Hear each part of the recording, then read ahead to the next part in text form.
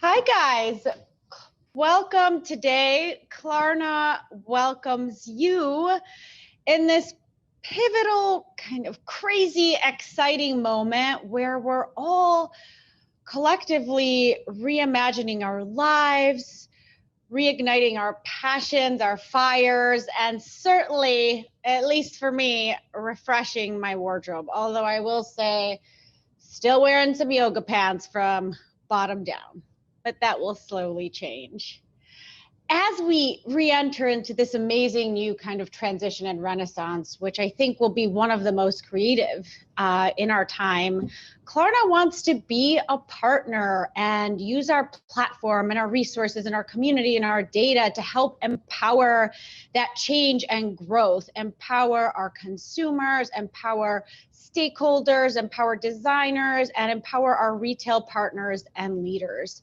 As a platform with 90,000 merchants, 18 million users in the US, 250,000 merchant partners globally, we have the resources and data and insight to really be a true partner for that change. But we're not going to be that alone. We have engaged some amazing creative partners to help guide us drop our lockdown look. One of those partners is a friend, one of the coolest guys I know, and he will be helping us going forward. His name is Rakeem Myers, or ASAP Rocky. Check it out. This morning, New York City is now reopening, ending one of the longest lockdowns in the country.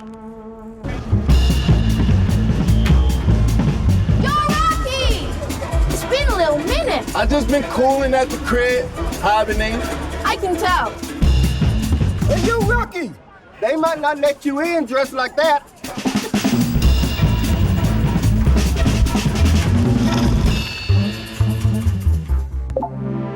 My blood, fill my cup, beat my hold my Now that's pretty flattering. roll my blood, eat my they don't know nothing, roll my blood, fill my cup. Whoa. I love that piece so much, and stay tuned to see more from Rocky going forward. One of my favorite kind of quotes and sayings from him is he often says, "I'm here to be the first so that people after me don't have to think twice about expressing themselves and feeling free." He talks about dressing his emotions. And I love that because especially millennial and Gen Z shoppers are free thinkers, they're innovative consumers, they're very fluid, and we're in really fluid times. So that's why we need this incredible expert panel that we have coming up to give us some insight from a variety of sectors. These are some of the coolest people in fashion and retail right now, founders, entrepreneurs, to tell us what to expect going forward in terms of trends, consumer focus, and where this industry is going. So I want to welcome Rebecca Minkoff. Life with headphones, Rebecca Minkoff, the co-founder and creative director of Rebecca Minkoff and the Female Founder Collective, an amazing platform empowering and driving female founders and business owners, which I'm really passionate about as well. Melissa Butler, the founder and CEO of the Lip Bar. Melissa, I just listened to your podcast with Guy Raz, How I Built This. You're amazing. I'm from Chicago, so I like your story is incredible. Can't wait to talk to you today. Nada Devere from Macy's, Chief Consumer Officer of Macy's, incredible leader. Jamie Mizrahi, one of the most innovative minds and visionaries in style, also has her own line with Kit Undergarments. Sanaya Tsbeha, I hope I'm pronouncing that right, the Vice President of Brand Marketing North America at Gymshark. And finally, but not least, our own Christina Alcazan, the Commercial Director at Klarna, worked at Google and retail before this, so has incredible insights. Welcome, guys. We're so excited to have you. And I guess we're just going to dive in. According to Klarna's soon to be launched, which we're really excited about, a new State of Smooth report, which will be launching next week. Consumers are shopping as the world reopens, and here are the facts we're seeing. 69% of shoppers said lockdown changed their shopping behavior permanently, with 80% noting that they now prefer to shop online and 74% now seeking flexible payment options. What changes have you guys seen on the ground and in your industries? Maybe Nada, I'll go to you first. Yeah, we've definitely seen a shift in our consumer behaviors, whether they're shopping online or in our stores. Our customers are really omni-focused as they're shopping. And I think a lot of the things that we've been seeing is a change of how they want to shop in stores. So sometimes buying online, picking up in store from a convenience perspective, browsing online to get inspired, shopping in store from an experience perspective. So it's great that we have lots of different avenues for our customers to be able to shop. I think the thing that's also been really interesting to watch is the shift around product. Pre-pandemic, we were already seeing customers become more casual. It was part of their everyday lifestyle, whether that was work or going out. But definitely the pandemic solidified the comfy trend that was out there. And what we're seeing now is kind of this resurge in dressy and getting dressed up for events. But I think that still people want to be comfortable. And what I'm so interested in seeing in our trends is that the pre-pandemic trends of dressy are coming back. The casual is here to stay, but customers are really shifting across both comfy and really getting dressed up. So I'm really excited to see that we have a nice balance in what our customers are buying, which is really allowing us to go after new categories, distort different brands. But I think customers have learned new ways to shop, and they can do that from home and in stores, and we have both options available for them, but they're also kind of deciding that they want to shop for different products as well. And so that's been a really nice thing for us to be able to really maximize as customers are going back into stores and shopping online and going back into civilization and going out to events and experiences. They want something new. And so I think a lot of this has been, changing the way that customers are going to continue to shop in the future as well. I haven't worn a heel in about 2 years. So I'm really thinking through what my foot will feel like as we transition forward. And Rebecca, you recently made a comment that we should not be too extreme. We need to go from flat to maybe kitten heel, which I really liked. That's beautiful moderation there. Rebecca, what are your thoughts to the same question? So I think what Nada was saying, we saw a huge over-index in comfort. Our Janine sweatshirt kept selling out. We did it in every color imaginable during the pandemic because she wanted to look real cute from you, top up, but still be comfortable. And we were on pause with our footwear over the pandemic. And then the first product out was a small heel, 2.5 inches, a couple of colorways. We sold out to the piece in a couple of hours. And it just really showed us that she's ready to get out there. She's still learning how to walk again. But we're also seeing the rise of a lot of our more fluid, easy, forgiving dresses as well, with no cinched waistbands, nothing's tighter on the body because we're just not used to that right now. So we're seeing both of those categories really surge right now. But she's never going to give up the comfort. It's a habit now. And so she'll throw off the dress when she gets home and put on her Janine sweatshirt. Christina, from sitting on the other side, as Klarna, as all the work we're doing, what are you seeing? Do you agree with those two comments? Any additions to that? Although I do. I think when you've gone comfortable, how do you go back? But that's just me. Yeah, I totally agree. I mean, like you, I haven't put on a pair of heels in a really long time. And so my average height has gone down by 3 inches during the pandemic for sure. But we're seeing very similar trends to what, the rest of the folks on the panel have said. We're starting to see, based on purchase data that we see in our app, we're starting to see an increase in things like suits and dresses. But what 50% of people are telling us is that they're going to mix these things. To your point, Natalia, comfort is kind of here to stay, but we're going to mix it. We're going to start mixing it with polished styles. The other thing that we're starting to see, outside of just the comfort being mixed with polished styles is really been fascinating to me is a return to some of these 90s and 2000s trends. Again, a bit of a nod to comfort, but about a quarter of shoppers are telling us they're super interested in baggy and they're super interested in neon. So I am looking forward to seeing how, the fashion leaders among us start to mix these things together. Christina, this is no surprise to me, and everyone that works at Klarna hears me rail about my #1 focus group, 13-year-old daughter, Aurora, TikTok fanatic. So I've seen all these trends and I keep telling her, you're not you. I was dressing like this. And she rejects it patently and calls me a dork and leaves the room. But I think we'll talk about social media and that impact, because I think a lot of that casual dress, the baggy, the 80s, the 90s has definitely been driven by TikTok and other platforms. But I don't want to miss you here, Jamie Mizrahi, around like casual, dressy, what's here to stay, as someone that both has incredible personal style, but also styles some of our favorite, most bold, pioneering, incredible women of the cultural moment. How are you seeing fashion changing right now? Do you agree that we're going to remain casual? Is it a hybrid? I'm sick of that word, but is it a hybrid, or where are we going? Yeah, I think definitely everyone has grown accustomed to being comfortable. And also for me, as far as work and dressing women, everything's still on Zoom. So it's so funny. We don't even pull shoes anymore because no one needs to wear shoes when they're doing Jimmy Fallon on Zoom and doing press through the computer. But yeah, I think there's a level of, am I going to be comfortable sitting in this for 7 hours because I haven't worked in a year and had to wear something I don't want to wear? So I think everyone has kind of understood what makes them comfortable and what they want to be in. But then I think there's also this other level of, let's get dressed up, because we haven't done that in so long and it's fun to play.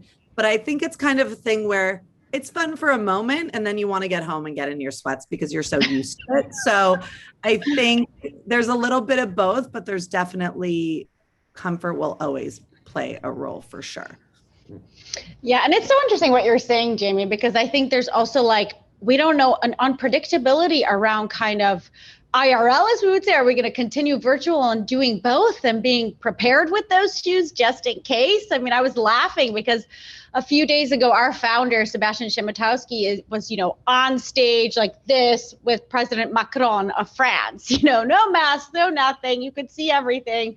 And then a lot of the US stuff remains in Zoom conferences until 2022. So I think there's a level of, I got to be ready for it, although I want to be comfortable. And to be ready for it, especially with things like shoes, you have to go shopping.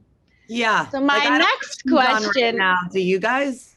Absolutely not. And I really short, like Nike running shorts. Like, thank God my daughter would die if she saw me. So I banished her. But back to the shopping. I want to ask you again, Rebecca, Nada, Christina, and honestly, anyone, please jump in. You guys are really at the forefront. Talk to me about kind of in-store versus online. And again, like, love to raise my little one. Like, she will buy anything on Shein off of her favorite TikTok influencer. But my God, we spent 4 hours at the mall last weekend and the mall was packed, touching everything at Sephora, shopping. And so it's also like an interesting kind of hybrid experience. And I'm curious, perhaps Nada with Macy's, and then like Rebecca and anyone jump in, like, how do you think this whole in-store versus e-commerce experience will continue to evolve?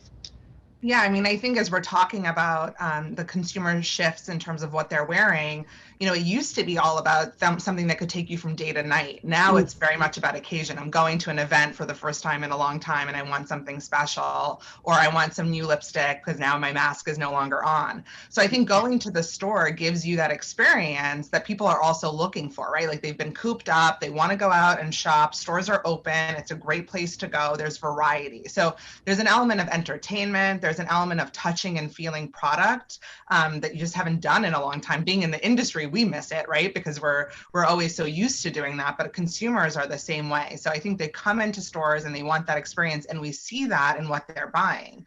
We see that they're coming in to buy fine jewelry, right? Diamonds are always more fun to buy in person than online. Fragrances are so much more engaging to buy when you can actually experience the scent and the juice. And I think the other piece is no one knows what size they are anymore. And so they're coming in to try on dresses and swim and suits. And so if you have an occasion, you want to come in and try on things too. So we're seeing those categories really come back. But coming off of Father's Day, the other piece that we saw was people coming in to buy gifting. And so I think there's that really exciting time that we're about to head into with fall, with people spending more together time.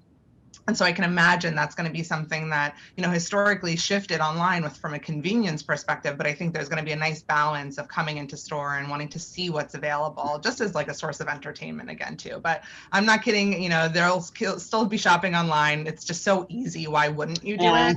And so I think there's going to be a balance of both that's going to continue.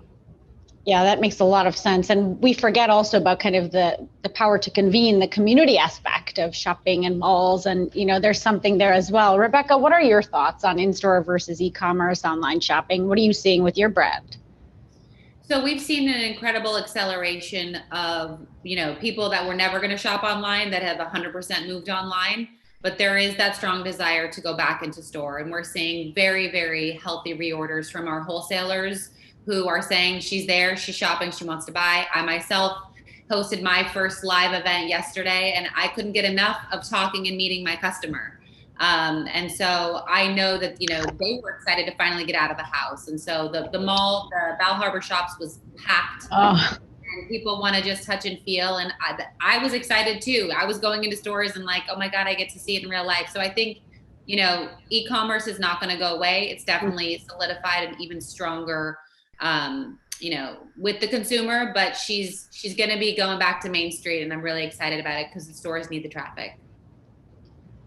And Christina, what are you seeing also as Klarna drives its own in-store product and activations, and of course maintaining our kind of behemoth online presence? How are our users kind of doing both? Yeah, that's a really great question. And I think I'd echo the sentiment that I think, Nada and Rebecca have just shared. There was a difference, I think, at the beginning of the pandemic between the necessity to shop online because like things were closed and only essential stores were open, what has now become a preference to shop online. And 80% of shoppers are now saying to us, we actually prefer to shop online. So that's pretty significant. Like in the US in 2022, we are poised to have a very record year in e-commerce with about a trillion in trading in 2022. So certainly like that shopping behavior has completely changed. But we're also excited to see, because to Rebecca's point, like we want to see the traffic going back to stores. When we asked, do you miss the in-store experience? 80% of shoppers, in contrast, said they really do miss it, especially amongst Gen Zs and millennials. And to Nada's point, it is about that touch and feel. We certainly see that in beauty in particular. So between May and March, we saw about double the number of people saying that they wanted to shop in store for beauty, whether it's because you can smell it in real life, because, virtual try on is not the same as real life try on necessarily. And so, we are seeing some of these trends, and certainly in beauty, it seems to be more pronounced.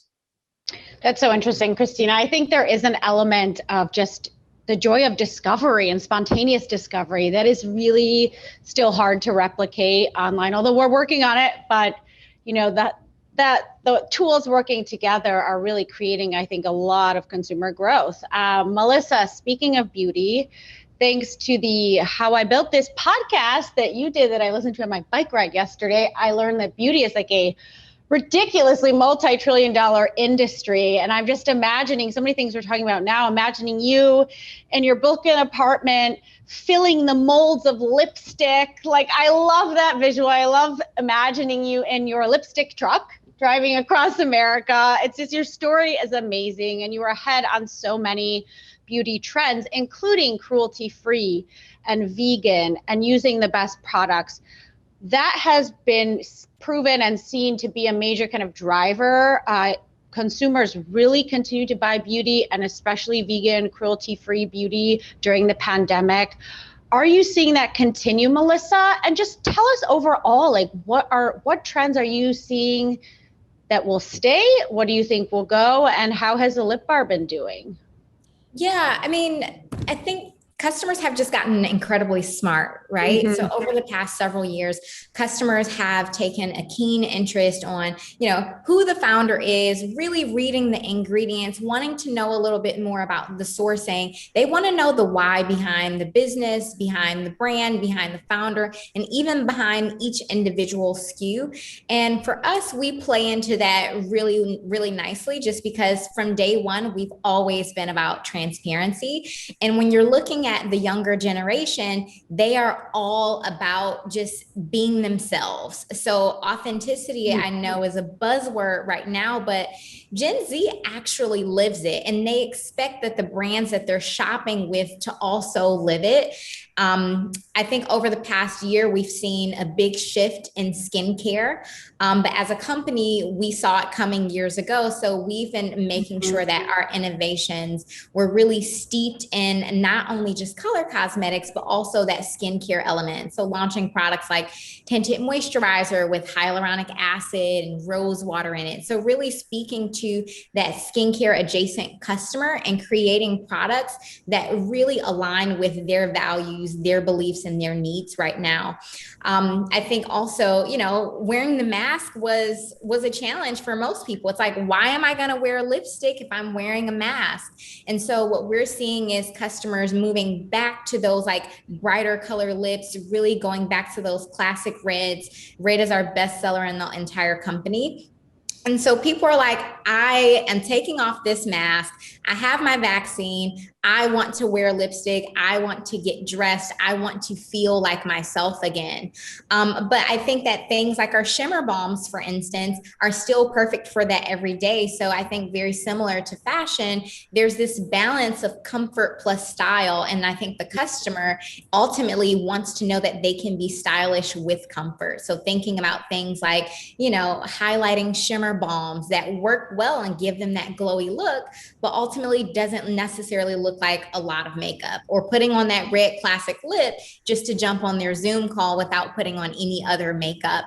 So I think it'll continue. But on the opposite end of the spectrum, people are excited to go outside. They're excited to go into those retail stores. I think that people are planning their brunch and their shopping dates just like they were in 2019. And I think it'll continue. My one of my questions is going to be what popular products you have, but you touched on a few of them, and I certainly think like there was nothing worse than taking off your mask if you had put makeup on and seeing lipstick all over your mask, which was just like, oh my God, disgusting. So I think we all just gave it up. And speaking to the authenticity and the fluidity, I couldn't agree more, especially the Gen Z shopper. There's gender fluidity, identity. I mean, like it is like so quickly evolving the way they want to express themselves and do so differently on every day. How do you, Melissa, kind of keep up with that innovation? And like, what are you thinking about next that you haven't launched yet? What do you see coming? Yeah, I think more specifically, the customers don't want to be labeled. I don't think they want any boundaries. I think they just want to show up as they are. So if you want to wear a ball gown on Tuesday and then sweats on Thursday, they want to be able to do that without anyone having any opinion on it. And so the way we take that and then turn that into innovation is really just by using customer listening, using social listening to understand how are they evolving right now? What are the products that they need or they're interested in right now? And then making sure that whatever market shifts are happening is also true to, you know, who we are as a company. So from day one, we've always been about reminding our customer that they are enough, right? So it's like the lip bar is the place where everyone is beautiful. We don't believe you have to transform in order to be beautiful. We believe that everyone is beautiful and there is beauty within you. And so with that being said, it's like, okay, well, how do we just polish your look a little bit more? How do we give you enough confidence to take on the day? And so we are always thinking about easy to use products that are curated by complexion, because my stance on makeup is that, you know, I don't have a lot of time for it. I don't want to watch, you know, a long video from an influencer saying, this is how I did my look in 30 minutes. No, I need my 5-minute face that's going to work for me and work for me every time without me, you know, not having to think more about it. And so when we're thinking about what products that we're going to launch next, we're always thinking about our customer. And that customer is a woman who's on the go, who values her time, who values ease of use and convenience. And we're always going to create those products for her that allow her to show up as her most authentic self. I love that, Melissa. And Sanaa, I want to bring you into this a bit because I think many of us can echo this. And I will certainly say one of the main things that got us through the pandemic was truly, you know, we love nature, but exercising as a family, training as a family. I had my daughter doing burpees up and down the cul-de-sac. She didn't always like it, but she appreciates it now as she's developing her six-pack. But aside from my own personal anecdotes, certainly fitness brands, as we talked about in the fashion sense, but the lifestyle just truly did explode, and the amount of dynamism around it. 66% of our shoppers are either really into a strict workout routine or want to engage in one. Tell us about like your pandemic year. What trends have you seen and how are they continuing to grow? I'd love to just get a snapshot of the last year and a half for Gymshark. Yeah, it's wild. I think one of the really exciting elements is that even the word gym has really been transformed, right? The gym is no longer a destination as much as it is a bedroom, living room, a cul-de-sac, if you will. And so we love this idea of fitness is really becoming integrated in every element of your life, right? Folks are out there walking and really getting out. And that's the kind of the past, and what we've seen that I think is going to be really consistent moving forward is that we all now appreciate and understand the important role that fitness plays in all of our lives. It's not just, yes, it makes us look amazing, whether it's for a specific moment, a beach vacation, whatever that is in somebody's life, but also it makes us feel amazing, right? We feel much more accomplished as we go about our daily lives. And so we want to be sure that we continue to play that role in your everyday life, not just from a transactional standpoint, but really from a relationship standpoint. And we as a brand are there to help inspire, motivate, give you direction on whatever it is you need. And then, like everyone's been saying, we think that this idea of being comfortable, feeling your best, we always say it's look good, play good, or look good, perform well, is something that's going to continue to be consistent. So we're super excited about the future of fitness, the evolution of the gym, the democratization of this, the world, the conditioning. And we think we're going to start to see a lot more of it integrating into all aspects of life. Are you seeing, are people going to stick with their workout regimes tonight as the world opens? What do you think? I think 100%. I think the one evolution that we'll see is this desire to do it through a community aspect, right? So for so long, we worked out individually or we worked out over Zoom. So many brands did an amazing job of finding ways to create community online. Mm-hmm. What we're really seeing is a thirst for getting back to the community in real life, right? You're as amazing as online platforms are, digital social platforms are, it can never replace the online experience, right? In order for something to go viral, it actually has to happen in real life first. And so we've seen a trend of folks wanting to get back out there, wanting to get with their communities and just transform or evolve fitness from being something I do individually to something I do with a group. But I also think that there's, because folks are busier now than they've ever been, there's going to consistently be this opportunity for you to handle your business at home, whether it be in your living room, your gym, your personal gym, your personal bedroom, or walking around the block, but now also doing it. So it's less of a or conversation and more of an and conversation in my mind. Even if you're not a TikToker, it's hard to have missed the Flexi Spot desk bike. It was number 2 in our Klarna collections for a while. I had a walking treadmill that was a disaster, but many, many other things like that have been incredibly viral. Talk a little bit about the elephant in the room. How has social media really driven your business and played a role in it? And how is it going to evolve? Yeah, I mean, social is obviously massive, right? And now everyone is an expert on fitness, right? And everyone's also looking for an expert. I think what's really great about it, though, is it's created a level of relatability. So we're all at different levels. We all have different fitness goals and objectives, and really being able to find the right programming that works for you. Because there's not one solve for any one problem. And so we really lean into this community element, finding folks that are very inspirational. At the end of the day, whether your goal is to, win an NFL championship, like my Seahawks are going to do this upcoming year, or, just chasing kids around the park, the idea is your goals are your goals, and finding individuals that at a minimum, make sure you get up and get after it every single day. Because it's about movement, it's about getting yourself to be the best version of yourself. So yes, social is massive, and I think it's about finding the right folks. I also think there's an opportunity for us to relook at social, less through the lens of views, certain engagement metric, and more through the lens of the relationship that you have with this individual. And so as we look at our social strategy, that's going to be something that you continue to see more and more of, is the actual content and what this individual is saying, and kind of the why behind what they're saying is so important. And then obviously the views and all those other elements are important as well. But I think that's kind of the second version of the second part of the conversation, outside of what are they creating, how does it impact the community, and what does it mean to the community? It's beyond obvious to say social media and the influencers in that universe impact fashion and trends. And I want to ask each of you kind of just to give us an anecdotal story or your take on social media's role in fashion, trends, and where that's going. And Jamie, maybe I'll start with you. I think what's great about social is that you're able to inspire people with your outfits and what you're wearing, and it's not necessarily you're a lot more people have eyeballs on what you're putting out in the world, which I think is really nice. I also feel like a lot of people just get dressed for social and then feel like, okay, I've done what I have to do, I'm good to go. And it's just funny. I think that's kind of where, to me, it's kind of a bummer, and then it's also kind of great because it kind of takes that authenticity out of getting dressed. But there is something really inspiring and nice about going on social and saying, oh, that's a cute way to wear that.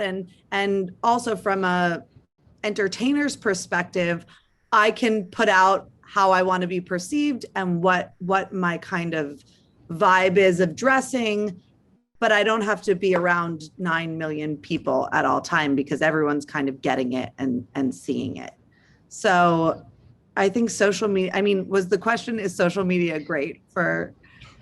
Just what you're seeing and your thoughts, because even as you're speaking, and like we think about this at Klarna as well, and even with like our ASAP Rocky work, everyone, we want to be full of optimism, but one has to also recognize people are coming out of a really hard time. I'm from the south side of Chicago. I often think if this had happened when I was a kid, no health insurance, raised by grandparents that were very sick. I mean, this is going to be a devastating period for many, a hard period. And I speak to a lot of brands as well as everyone on this call does. And, with social media, is it appropriate yet to go out there in your Fendi gown and your bags? And I'm just curious, as your work with a lot of high fashion and Hollywood, how are you kind of balancing all that? What do you see? How are people balancing it?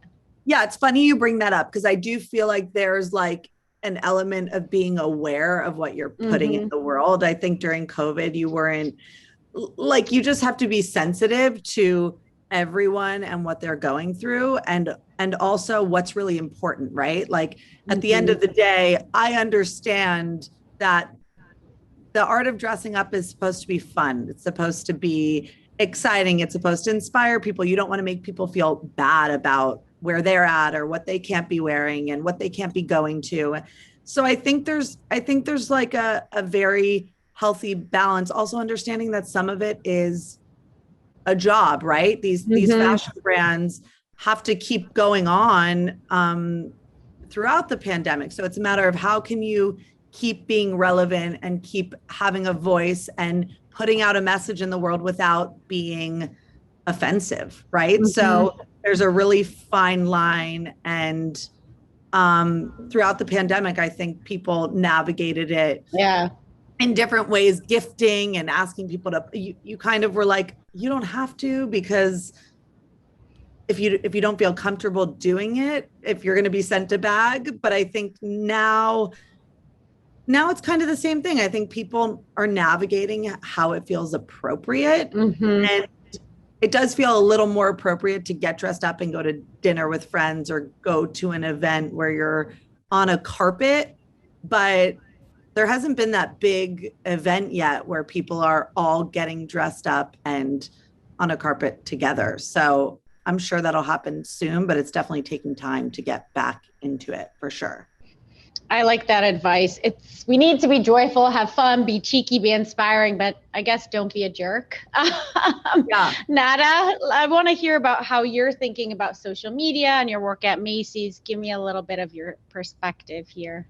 Yeah, I think that there's two views for us from a social media perspective. There's one view that says, how do we really look at see what's emerging, what's a new trend, and where we got inspiration before typically was by traveling and looking at the competition and seeing what was happening abroad. And so now our window to the trends is really through social. So, I think it's been a great place for us to see what's happening in the moment. And I think it's taught us a lesson that we need to be more in the moment and really reacting to what customers are already wearing, and how do we make sure that we have the right assortment, and even when we have that assortment, how do we make it show up to our customers so they can easily find it. So I think there's a window to the trends, but really it's a window to our customers as well. And so I think it's really been a helpful way for us to understand what our customers are talking about, and so what mood they're in, what they're ready for, what they can tolerate, what are they excited about. So it's been really interesting to me to really watch what customers are just talking about, and the things that we see happening on TikTok and how quickly we see that translate to business is just something way faster than we've ever been able to see. So I think of it, it's just brought us so much closer to where the customers are. And I think that we just need to continue to make sure that we're focusing on the trends that are right for us. We can't go after everything. No brand can. So I think it's really staying to the values of the brand that helps you decide, what are the things that you want to go after, but also what are the discussions you want to be part of, and where are the discussions that it doesn't make sense for you to be part of. And I think that's something that, you have to do, and really stay true to what your brand is and what that represents to the customers and the community. I think that's interesting. Just to quickly follow up, what you're saying here is that there's a trend of speed. Consumers, what we've seen with e-commerce, we want things fast. The pandemic was slow. Now we have a real urgency. The trends happen so fast. I mean, is that manageable for a Macy's? How do you prioritize? Yeah, I think we have to prioritize within it what are the strategies we're already going after. I'm a big believer in consistency on our strategy. And so we've outlined where we want to go, and we can pivot and we can make some moves, but we can't throw everything out because we saw a new TikTok happen or something new is trending on Google. Like, we've got to stay true to who we are, because it was really an intentional strategy that putting forward. But we've got to be agile with it and be aware. I think, the things that I've been so interested in are, understanding that shifts in the way customers are behaving, how that impacts future trends. I mean, think about how quickly nail polish was just in demand, right? You couldn't go out and get your nails done, or you wanted an activity at home, and how quickly that really impacted the business. And so there are categories like that that we just need to be aware of, and then start to predict where is that category going to go. But you can't do it for everything. It doesn't feel brand right. And it's also just not possible for the teams. And so you've got to really prioritize, what your brand represents and what are the things that you're going to go after. Melissa, how have you seen social media over the last year impact beauty trends, and how that's driving Lip Bar? Yeah, the Lip Bar was built on social media. Yeah.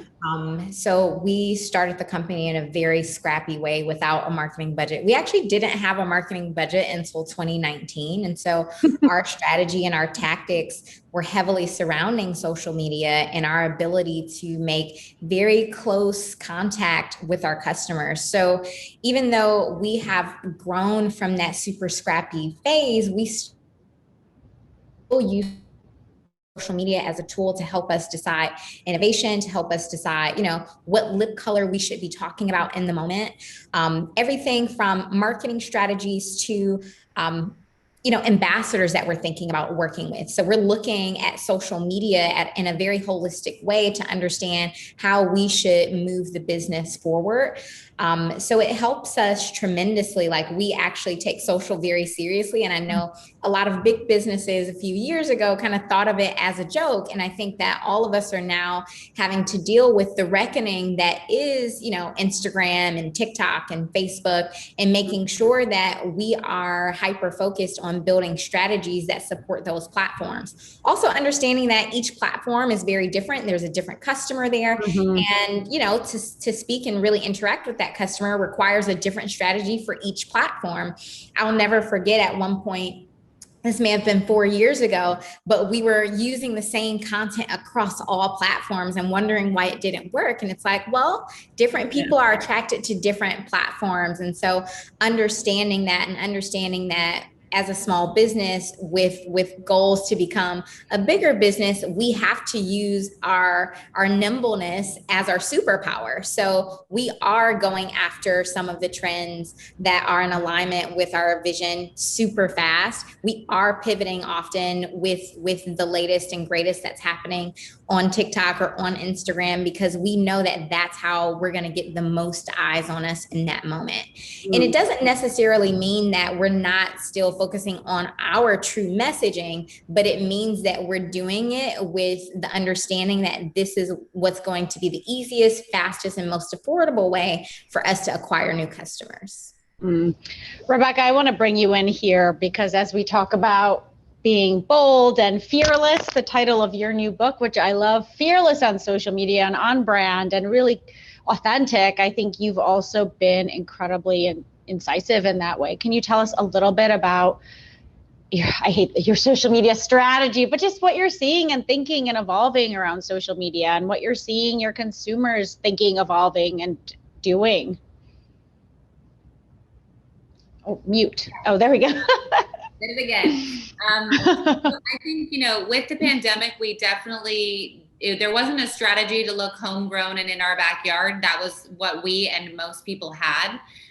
It was me creating all the content by myself with a tripod. And so we leaned into it. We said, well, we're not putting a gloss on this. This is real life. I'm not in my penthouse teaching people how to make pumpkin bread when they can't figure out their bills. And I think that we also tried to we do use the platform. It's not always about a product. It's about you understanding that a consumer wants to belong to a tribe and they want to belong to a community.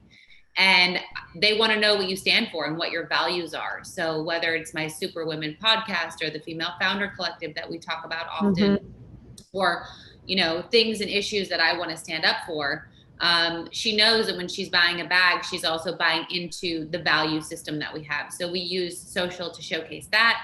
We also want to show her the human side. I think that sometimes brands can be boring on social. I don't follow many brands. I follow people. So we want to use the human element, and I am the human element of that. So putting me out there, not, as a real person, as a mother of 3, living a very crazy, hectic life, but you can still look cute doing it. So I think that it's important that we sort of hit all those angles on social.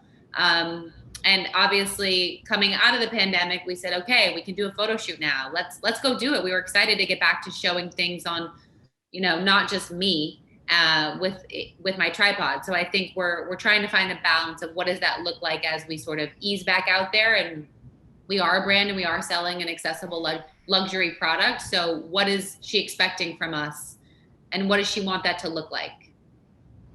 I think that's super interesting, Rebecca. I'm going to bring you back in here, Melissa, because again, in the multiple podcasts I listened to you, because I love your story, you talked a little bit about one of your investors or an advisor saying to you, hey, you need to be out front in the brand. So I think, Rebecca, as you said, there's this balance that consumers are expecting a vulnerability and intimacy as much as you can be through these damn screens. And we're all a bit sick of that, but there's a fine balance between kind of the corporate, the brand, and the personal. And I think certainly we see that with the Gen Z millennial demographic, they're not following Gucci, they're following their favorite TikTokers and want exactly what they're wearing, and they don't really care about the label. And it's kind of like a new dominance of the personal, of the human dimension. And I think that's only going to continue. Melissa, how are you thinking about that? And you've had an evolution around this. As you speak a little bit to that and just bringing the personal into your brand, and whether that's something you think will continue and consumers are demanding. Yeah, I mean, for the first several years, I was not at the forefront of the lip bar.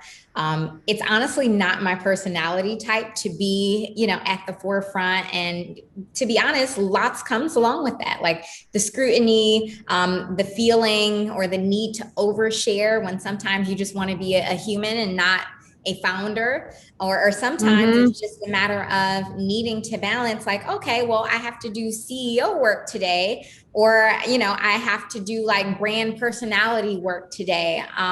But I will say, to be honest, it was probably one of the best things that I've done for my brand, because people were able to connect with my authenticity.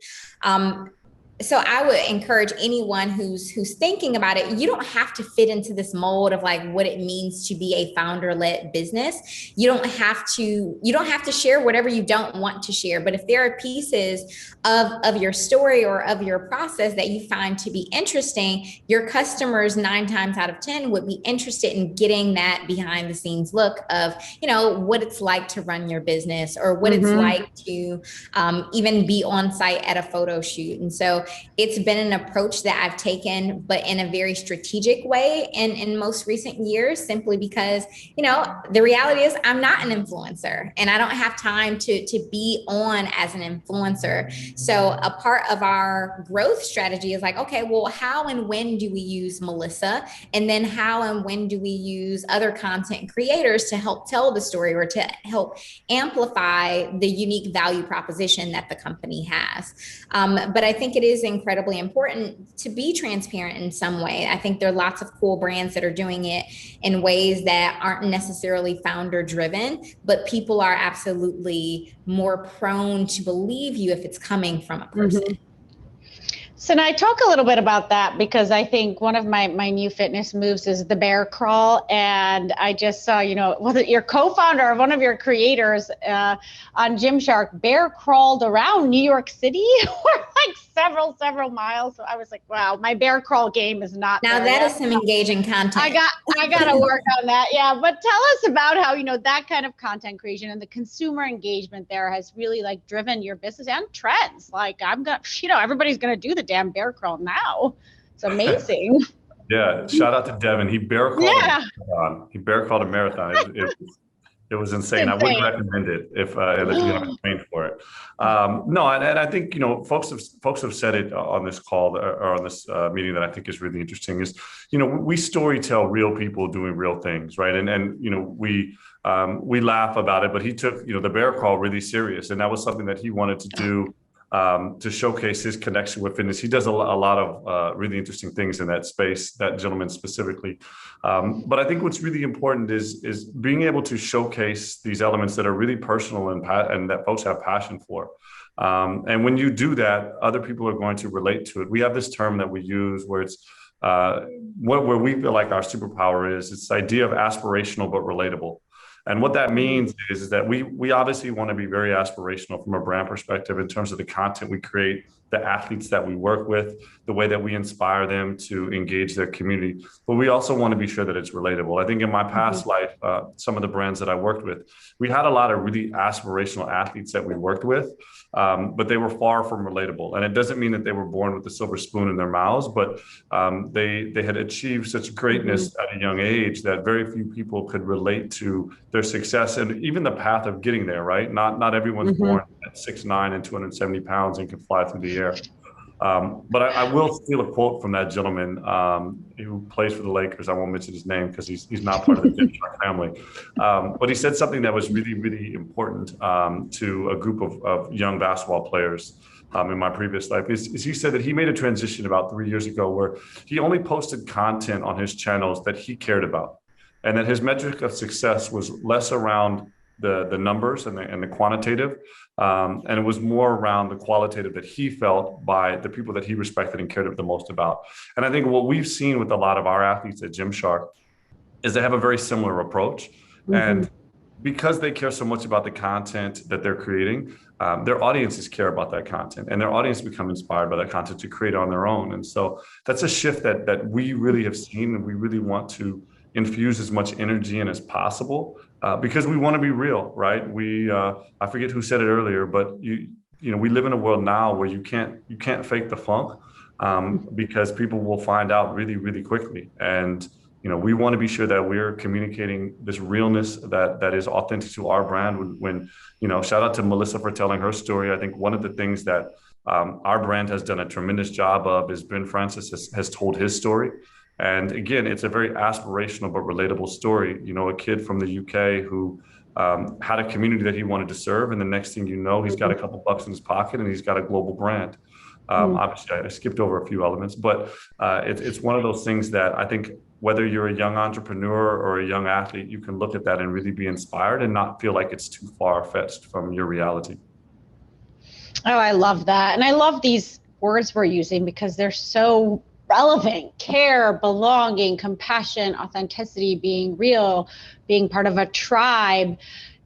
It's a values-driven consumer base. People have been talking about that for a while, but I think we're finally really seeing consumers shop, act, speak with their values. And one of the strongest, most vocal values is sustainability. And it's something we're trying to do with our creative work, with everything from ASAP Rocky, focusing on vintage, to infusing your carbon footprint in our app. And Christine, I want to bring you in a little bit to this because a few years ago, I mean, this has more than a buzzword. I mean, sustainability is the future, but it's been kind of touch and go. Like, consumers value it, but do they actually walk the walk? Is it real?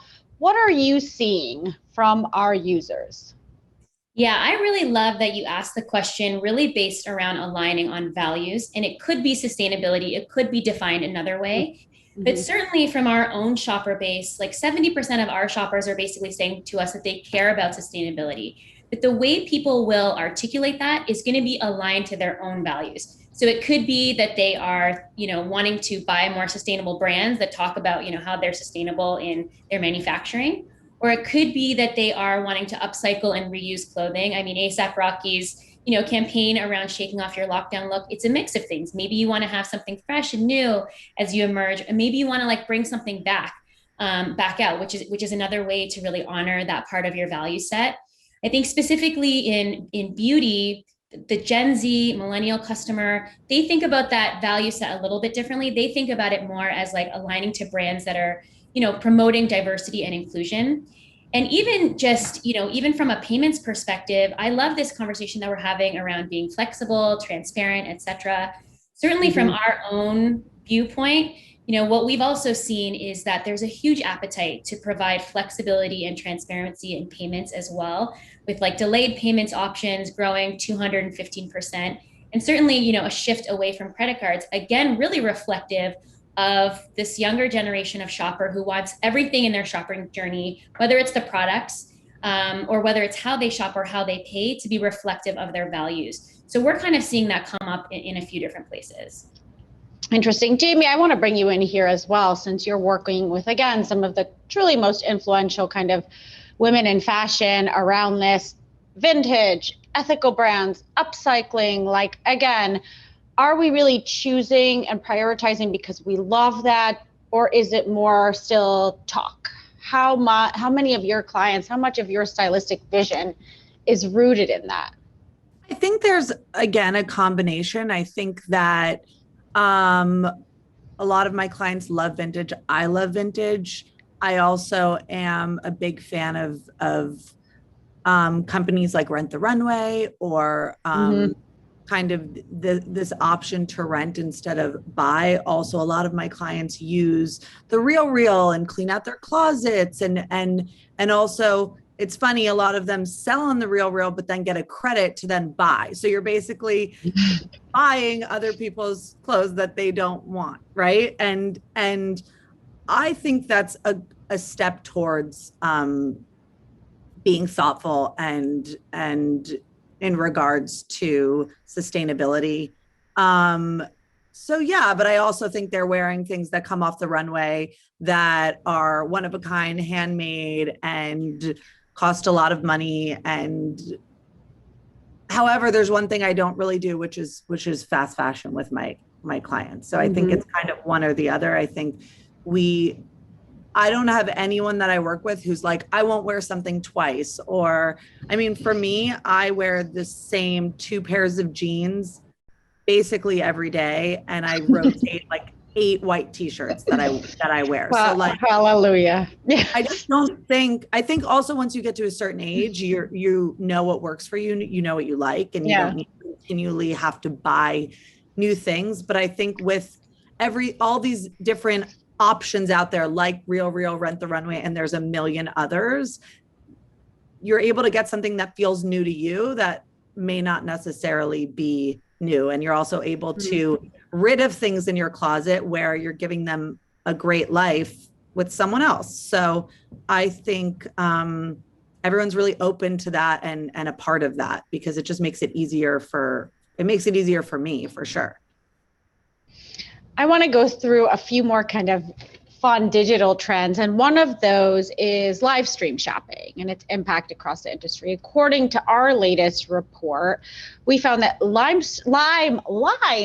stream shopping could be poised for stardom. While only 25% of shoppers had attended a live shopping event, 60% had said that it improved their online shopping experience. And believe it or not, this cuts across all ages. Baby boomers, Gen X, over 27% have attended a live stream event or are intrigued by it. Anyone here, and maybe I'll start with you, Nada, and then go to Christina, but please jump in. Like, is live stream here to stay? How are we thinking about this? And Rebecca as well, but Nada? Yeah, we're just getting into it, I would say. And as we look at the back half of this year, you'll see more of it from Macy's. I think the big piece is, our customers want style advice and they want service. And so there's an element of that of like, how do you really help people put it together? How do you really help them figure out what's right for them? And there's live streaming that can really do that from the comfort of your own home or wherever it is that you want to engage in the content. And so it gives you that benefit of like being in person and getting that advice. It's also like pure entertainment for a lot of people. And when we've been able to test in the season, when we were able to do some things, what we saw was that it was just also a great way to drive, to certain products or certain categories. So I think it's here to stay. I think it's an element of how you're going to keep it fresh. It can't get stale. You can't have the same episodes around it. It's got to be, the right personality that's really hosting what that is as well. And so there's a lot of work that, we're still doing to refine what that is. And I think a lot of people are trying to figure it out. But, I think it's going to be a new way for customers to shop. They want that one-to-one service and they want that one-to-many service. And so that's what we've got to build out. And you'll see more of that specifically in beauty because we know that our beauty advisors are kind of that ultimate source for knowledge. And people really want to know when there's so much content out there, how do I find the right thing for me? Christina, what is your take on live stream from our perspective? Yeah, I think at Klarna, we're interested in really sort of continuing to experiment and investigate, live stream shopping. In China, it's like $120 billion industry, but really in North America, we're just scratching the surface, to Nada's point on what's possible. In March of this year, Klarna held our second virtual holiday shopping event, and we had it with Macy's and Rebecca Minkoff and a number of other brands as well. And part of that was like a hosted live portion where a stylist, to Nada's point, was pointing to specific products on Macy's. We care a ton about what the impact looks like, but I think part of our discussion before was this idea around, why do people miss the in-store shopping experience? And I think one thing we're thinking about is like, is this a way to kind of blend the two worlds that like you can get that touch and feel experience and you can sort of feel like you're shopping with people and you feel like you have a community. From our perspective, part of the reason why we're really interested in experimenting is we saw a pretty big lift in traffic to the brands we worked with. And so, knowing that that's something we care about a ton, driving traffic back to our brand partners, it's something that we're going to definitely continue to experiment with at Klarna. According to a lot of our statistics at Klarna, and I do believe that this is true, almost 70% of millennials and Gen Z would prefer to be healthy over wealthy. Again, the beauty, I call it wellness in the holistic sense. You want financial health, beauty, but cruelty-free, and obviously physical and mental health. How do all of these, we talked about live streaming a little bit more, but, Sanai and Melissa, are you seeing those trends of healthy versus wealthy kind of pervading what you're doing? And how can we amplify that? It's a good goal to be healthy versus wealthy. Well, beauty is incredibly intimate. It goes on your face and you care about what goes on your face. People are thinking about aging. They're thinking about sunspots. They're thinking about fine lines. They want to know if the products they're using are actively going to combat some of those challenges that they may be facing. So when we think about just the beauty industry as a whole, people are thinking about those ingredients. People are thinking about their overall well-being. They're understanding that the antioxidants that they're eating will ultimately impact a healthier, skin appearance. So I think that today's customer wants it all. And I think they're pretty clear that they can have it all. It's like Oprah said, you can have everything, but you can't have it, at the same time. I think that millennials and Gen Z customers are like, I want it all and I want it all right now. And I think it's up to brands to really serve those customers in the way in which they feel as though they're getting the most bang for their buck, that the products are going to be multifaceted and multifunctional, and that it's actually not just going to make them look good, but it's going to do some good within their skincare or their beauty routine. Yeah, Absolutely. and I think one thing I would just add is, health is wealth, right? And it's now cool to be healthy, whereas in the past it hasn't always been.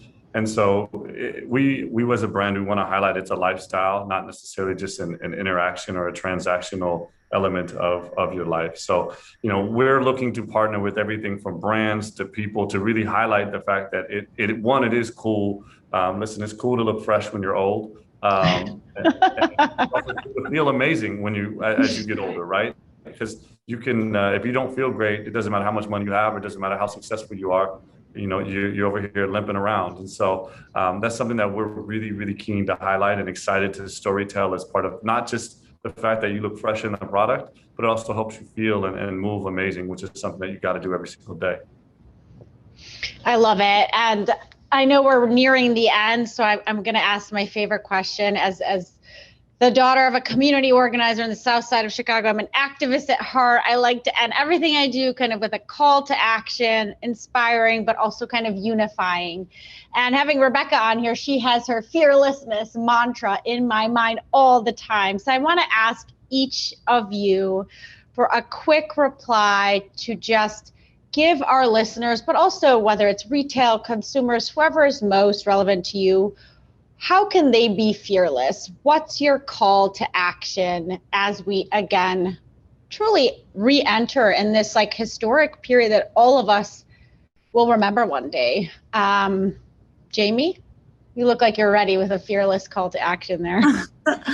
I mean, I always go by, I just thought when you said Rebecca's kind of slogan and tagline, I always go by stay in your own lane. And I think kind of do what feels right to you. There's no right way. There's no wrong way. There's nothing you should be doing, shouldn't be doing. So I think do what feels good for you and just stay on your path and don't look what everyone else around you's doing. I love it. Melissa? I would say radically believe in yourself. Even in the face of challenge, know that change is on the other side of it. And in order for you to actually get that outcome, you have to radically defy the odds. And sometimes those odds are just in your mind. So just believe in yourself. Sanai? I agree with what everyone says. I think the one piece I'll add is focus on the process and not necessarily the destination. For a lot of folks, I think we get so consumed with where we're trying to get to, and we miss out on the process that it takes to get there. And I think, whether it's Melissa's amazing story, Rebecca's, anyone's amazing story, right? The in-between is what has made it epic and what make these women absolute superheroes. And so I think that's something that we all need to kind of take a step back and focus on. Rebecca, I see you've unmuted, but Sanai, I have to tell you, I'm going to have you as part of every panel I do. The person that calls all the women here superheroes. You've been amazing, Rebecca. My mom You're coming with me. I think that we should look at risk and failure as in different perspective. Every time you fail, which you will fail, everyone on this panel has every day or close to every day, there's something we fail at. And what did you learn? And I think I encourage women and the people tuning in, take the risk. You will always learn something, and you'll never know what you're capable of until you do that. And, I get excited now about taking risks. The fear is now gone because I've done it so many times and I've learned so many things that when it's it's risky, I'm like, ooh, that sounds like a great idea. So you will get there. No one will ever be truly fearless, but you can not let it stop you. That's awesome. Nata? Yeah, I would say trust your instincts and your gut, but you've got to build that. I was just talking to our interns, and how you do that is curiosity. And so take the opportunity early in your career to really be curious and ask questions. And then later on, you really have that gut instinct that helps you move fast and make great decisions. Christina, the pressure's on to leave us with a catalytic final word there. I know these are all amazing. And I guess I'll say, like, keeping in mind all the brands on the panel here, lots of folks that are tuning in with us, you have amazing, resources and huge communities behind you. And I would just say, like, I think the question to ask ourselves are we empowering our communities and followers and shoppers and customers with the tools to help them be authentic? So I think, that would be my ask and advice for everyone. Oh man, I can't go after that. I love that, Christina. And I think that's what we're trying to do here, and knowledge and awareness and belonging is power. And so thank you all for joining me, because I think we really move the dial, and we can only do it together. So I think, thank you. You guys are all incredible founders and leaders. I hope to do more together. Check out our big data report coming out June 29th next week, which kind of packages a lot of these points, and I think will be a really insightful tool for both retailers and consumers. And I look forward to seeing you all next time. Bye guys, thank you.